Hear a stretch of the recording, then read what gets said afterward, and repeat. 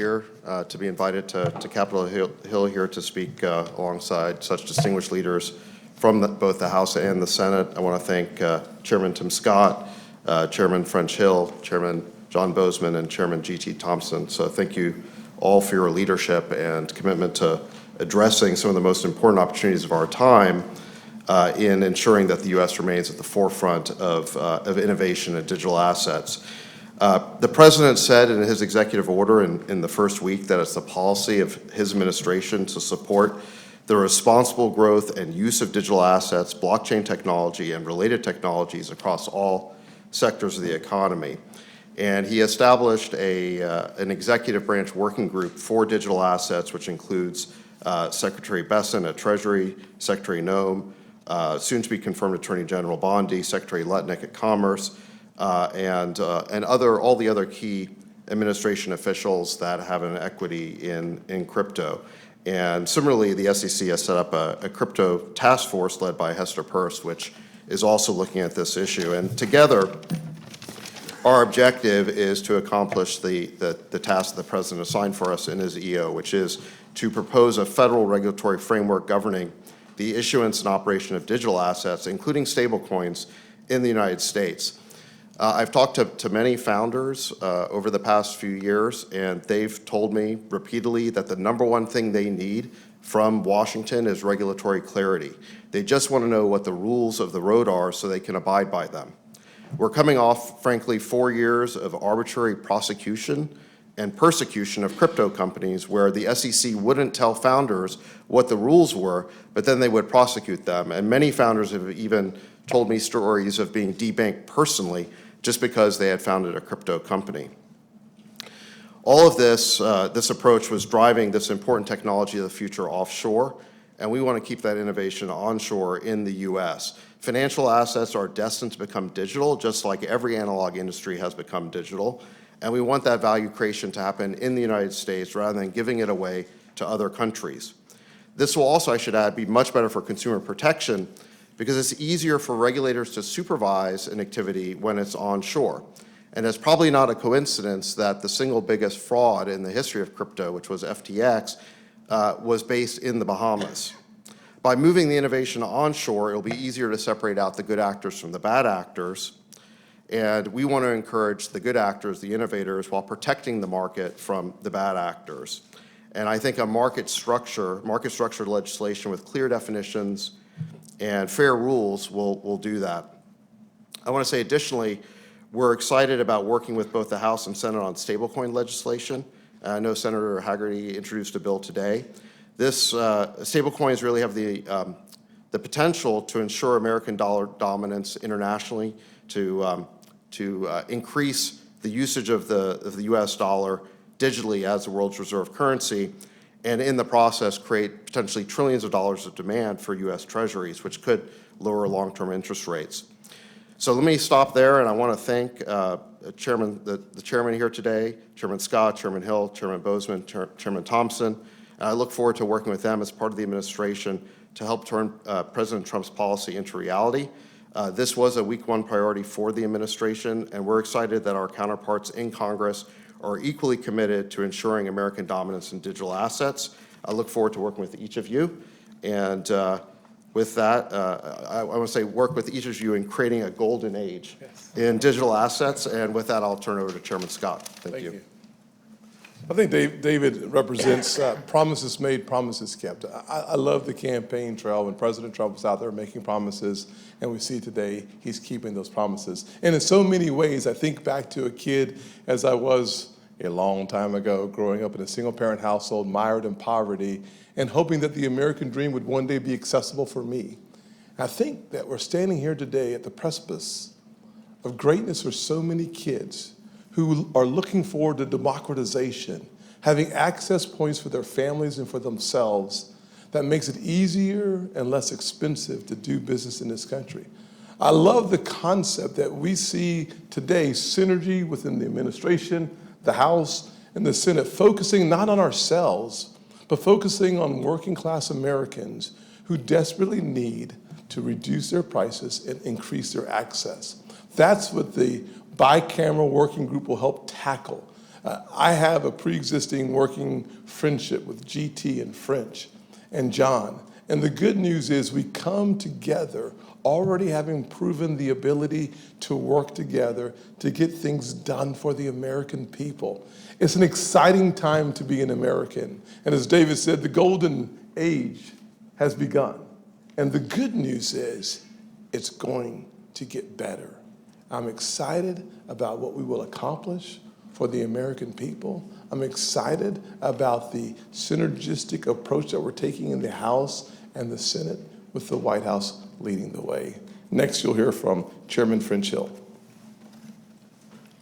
Thank you, Chairman Scott, and David Sacks, thank you for coming to Capitol Hill to celebrate with us the fact that in the 119th Congress, we have a bicameral project for both a stablecoins bill and a regulatory framework that will bring clarity to digital assets in the United States so that we are the land of opportunity, the land of innovation that we have been for decades in so many other technologies.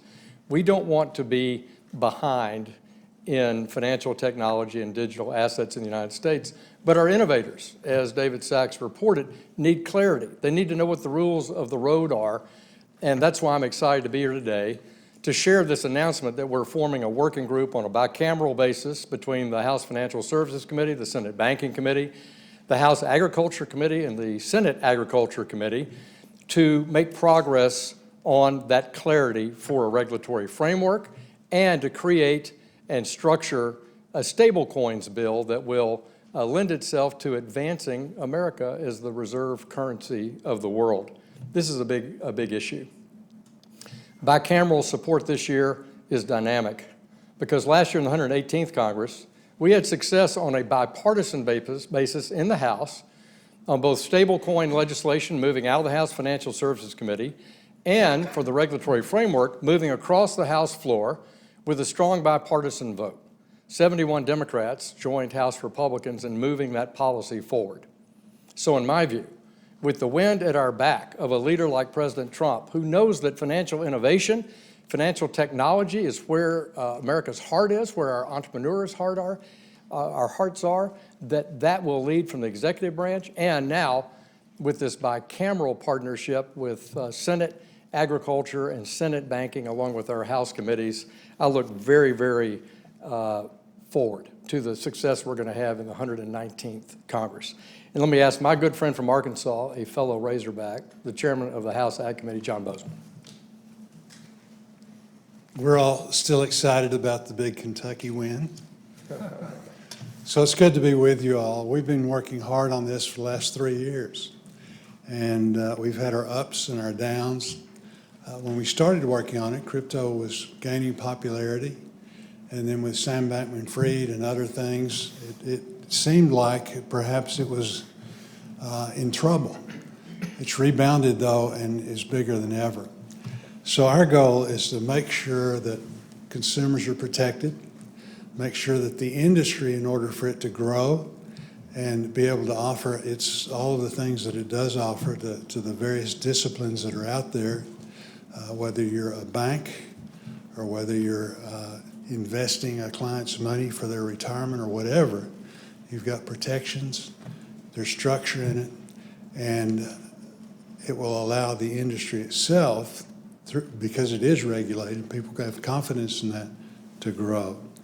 It's a little different than our normal situations in the sense we've got these jurisdiction things. So I'm the chairman of Ag. Why am I here? Because we have the Commodities Futures Trading Commission. And some assets are commodities, some are securities. So the SEC has jurisdiction over the securities, CFTC has jurisdiction over the other. So the idea that we're working together, again, we've all been working separately. We've made progress over the last several years, but working together now with purpose, and then also having the White House, having the czar over here, again, to visit with him and really set up a structure so that we can get a final structure to make this thing work is very, very important. So I appreciate Senator Scott. I think, really coming up with that idea. And I think it's a good one, and we're looking forward to actually get some things accomplished in the next several months.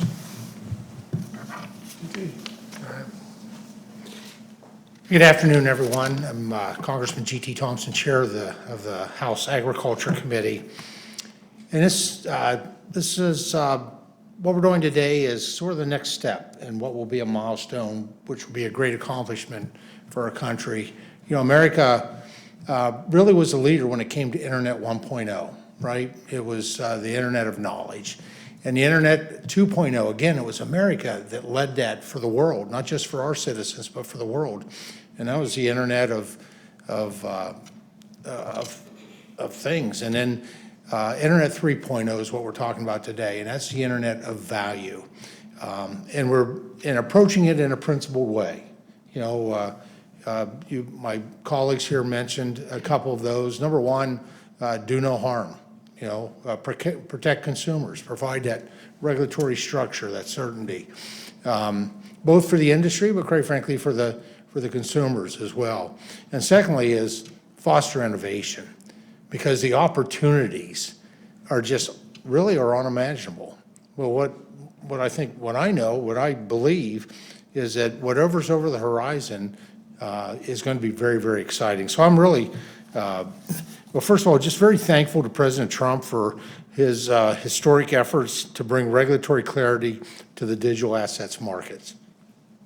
His leadership with the work that David Sacks is going to lead on his behalf is going to be a game changer for American competitiveness in the global race to build the new economy. The president could not have picked a better person to helm his AI and digital asset efforts. David brings a wealth of experience in exploring new technologies and building successful businesses to this new role. You know, we've had great conversations, and I know that he is laser focused on bringing certainty to digital asset markets. I want to congratulate my friend Chairman French Hill. He is the right man to lead the Financial Services Committee in the House at this moment, in this time. And he's a great partner and the type of leader that we need to advance this issue. We worked incredibly well last Congress together alongside Patrick McHenry, and I'm excited to build on that work together. I also want to congratulate our newly elevated Senate colleagues, Chairman Boozman and Chairman Scott. Perhaps there's no one more pleased than me to be able to say Chairman Boozman. John and Tim and their members are going to bring a wealth of talent and expertise to this discussion from the Senate majority. We did incredible work in the House last Congress in the 118th, and I'm proud of the efforts that went into our historic vote on Fit 21. I'm equally excited to have these partners and a new administration in place to be able to finish the job. I'm thrilled to lead House Agriculture Committee members as we work with this incredible team to put a bill on President Trump's desk. And I think at this point we're going to be in a position to take a few questions. Thank you, everyone. We're going to take some questions from the crowd. When you direct your questions, can you please say your name and the outlet you're with? Emily, we'll start with you. Emily Wilkins, CNBC. Thanks so much for holding this today. I wanted to start off, you're talking about legislation. Can you talk a little bit about Fit 21 last time, the bill that you plan to introduce again? What differences are you going to see now that we have the trifecta in Washington? Well, thanks, Emily. We did do good work, good, strong bipartisan work on Fit 21, which was the clarity for a market structure bill. That bill, I think, had the basics for the exact bill that we'll propose to introduce again in the 119th Congress. There may be some modest changes, but it had bipartisan support. We did a lot of work in our markup and in the floor preparation for it in both the Ag Committee under Dusty Johnson leadership and G.T. Thompson's leadership, and in House Financial Services. So on the regulatory framework bill, that'll be the approach that the House takes. On stable coins, I think you'll see us have a bill that's very similar to the approach that's been taken in the Senate. Recently, Senator Hagerty's introduced legislation. That bill was closer to the original proposal that Patrick McHenry put in place early in the 118th Congress, and I think you'll see the House expose a draft for stable coins that would be similar to the approach taken by Senator Haggerty, but let me ask GT or to comment or Tim. So I established this year a digital asset subcommittee so that we could take a deep dive into market structure as well as stable coins. Good news is stable coins led by Bill Haggerty on the Senate side out already today. We've seen Cynthia Lummis as a co-sponsor. Market structure is a place where you have left and right leaning in. We have members from Gillibrand and Lummis working together in the past, now working together in the future, coming to the table to create the framework for the Senate so that we can harmonize Fit 21, the parts that we see as a path forward to a signature into law. So the good news is, from my perspective, having the Digital Asset Subcommittee really working on the market structure at the same time, simultaneously having Bill Haggerty lead the conversation around stable coins, having that bill out for us to take a look at, and there will be an amendment process, will be a part of that for us. And then hopefully, very quickly, we'll see the House, they're working on it as well, so we'll have a legislation that's able to go to the President's desk. Let me just say, I'm very proud of the work that we did in 118th with Fit 21, and that was done in, you heard others talk about, we had Republicans and Democrats, certainly in committee and on the House floor, a significant vote that we achieved, but I like to say we achieved that in a tripartisan way. We worked in bringing the industry, bringing key stakeholders to the table, and so I look forward to, quite frankly, on working with my colleagues here and President Trump to, to continue that process of refining what we do, whether it's market structures and the other aspects of this bill. Hi, Brendan Peterson with Punchbowl News. I wanted to ask if you all are thinking about making changes to anti-money laundering law as a part of this push, given the concerns we've heard about banking in the crypto sector and beyond, and the broader concerns about money transmitter licenses and the sensitivities of AML. Yeah. We're certainly open for discussion. One of the things that the subcommittee will take a look at is the whole playing field. I mean, at the end of the day, to get all of our members on board, we're going to have to be open to comments and thoughts on the issue. I think we're in a good place. The Bank Secrecy Act is something that we've discussed with the other side. They have a focus on it. I think that the broader conversation should not be about digital assets alone. It's about bad actors doing bad things by any means necessary. And so having that conversation from a panoramic view and not simply from an digital asset perspective is going to be important for us to get to the end of that conversation. Brendan, I would add, having been the subcommittee chair in the last Congress, and Brian Stiles is going to have that mission this time. He'll do an excellent job, I think, on the market structure bill and the stablecoin bill as it relates to the security aspects of it. We were very sensitive in the 118th Congress about the law enforcement aspects of digital assets, not any different than we are about any other means of transfer of or payment method, whether you're talking about cash or the ACH system or real-time payments. This is an important point. I agree with Senator Scott completely. We'll listen to our members. But in the drafts that we pro-offered last year that, as I say, we had bipartisan support for, they had strict AML standards in them for this digital arrangement for digital assets that are not unlike the requirements out in the analog financial services space. It's why we call the bills fit for purpose, because this is not an intermediated form of finance anymore, and so these laws have to reflect how transactions are conducted. But AML and BSA are important for every member on both sides of the Capitol. Thank you. Thank you for doing this. For both of the stablecoin and the FIT bills last year, I'm just curious this year whether you have any idea of the timeline when you expect to get those worked through Congress, and then also could this ride along anything like the Farm Bill, for instance, given the agriculture connection?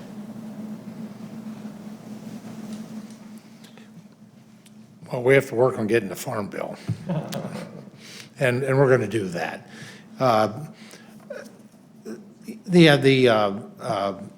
Time-wise, I think one of the most important things we're doing now, with every Congress, we have new members that retire or are defeated, and we have new members coming in. So we're starting that now and have started member education. And quite honestly, crypto is not the easiest thing to wrap your mind around. Not everyone comes into Congress with a good, full understanding and a thorough knowledge. And so member education is what our first goal is here. And then how it times up, it is, I think we've shown the ability to be able to move a market structures bill, FIT 21 as a whole, out of the House in the past. I think we're probably in a really good position to, when we conclude our work and preparation this time around, to be able to do that. So I don't see this being attached to a farm bill. Thank you. Hang on one second. I would say, if I was thinking about this a little bit, I think what we have is an opportunity to get things done. My theory is the first 100 days of a new administration is important. On the Senate side, my goal is to be as aggressive as possible to achieve an objective of having bills through the Senate in 100 days. Just to go back to Emily's question on this and combine it with timing, Maeve, is here's the way to think about it. We did a lot of work in the 118th Congress in the House. So we're prepared to move forward in the House Financial Services Committee, and I won't speak for Chairman Thompson, by introducing legislation or having discussion drafts of our legislation, attaching those to a set of committee hearings. But it's exactly as GT points out. We have new members. We've got to do new member education. And so we have to level set here. This is why Chairman Boozman and Chairman Scott have stepped up digital assets at a subcommittee level to bring members along and do that member education here in the Senate, something that in the House, we had the benefit, obviously of 2 Congresses working on that. So I think a key element now, though, is the education and technical assistance that can be provided to members both in the House and Senate from the executive branch now, as President Trump's leadership posts are confirmed, and key among them is his AI and crypto advisor, David Sacks. And David, would you want to speak to this issue of helping members come up to speed? Yeah, I mean, absolutely. So this is what we're here for, and I actually did a session even before the start of this Congress with Speaker Johnson. We did a great sort of open dialogue with members of the House in that case, and I think part of what we're here to do is provide resources on education. Some of them can be outside advisors, kind of luminaries in the industry, and we're talking to a lot of those people. And then, I'm also available anytime to talk to members about this. It can, crypto can be a esoteric subject, and it is good to explain it, to kind of demystify it, because I think once you understand that, you've kind of got the cryptocurrency itself, like Bitcoin, but then what it really runs on are blockchains, which are just distributed ledgers. It's really a new type of decentralized computing platform, and there's a lot of things that can be built on that computing platform. So in any event, we're happy here to provide those resources to help explain it, both on Capitol Hill and beyond. Thank you, Jasper Goodman with Politico. Thanks for doing this. Senator Hagerty is out with a stablecoin bill today. Given that that's out there and that there's been more consensus in the past on stablecoins as opposed to market structure, do you plan to move first on stablecoins ahead of market structure? And relatedly, to what extent in both of these processes do you plan to engage Democrats versus going at it alone now that you have the trifecta? Yeah. So the bill's out, as you know. We have been working with Democrats already on the bill. You'll see co-sponsors will line up on both sides. Good news is that the bill is moving quickly. I'm actually pleasantly surprised that a place where you see very little bipartisan coalition building, the members of the committee, as well as folks like Gillibrand off the committee, are very anxious to have a win in this digital space. And so for the first time in a long time, there's a reason to take a deep breath and release it, because the legislation moving forward very quickly is happening. Good news is they have had, as French said, a lot of time working on the legislation as well.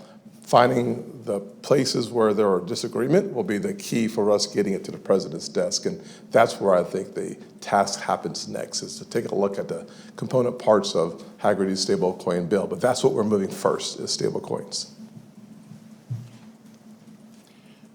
In the House, and I'll speak for the Financial Services Committee and then yield to my friend GT, we're proposing that we'll essentially move the stable coins and a FIT 21 type structure, as I've now answered that question 2 or 3 times, on a similar track, meaning we're going to begin that process where we left off in the 118th Congress. And we worked hand in glove diligently with our colleagues on the Democratic side of the aisle in the House.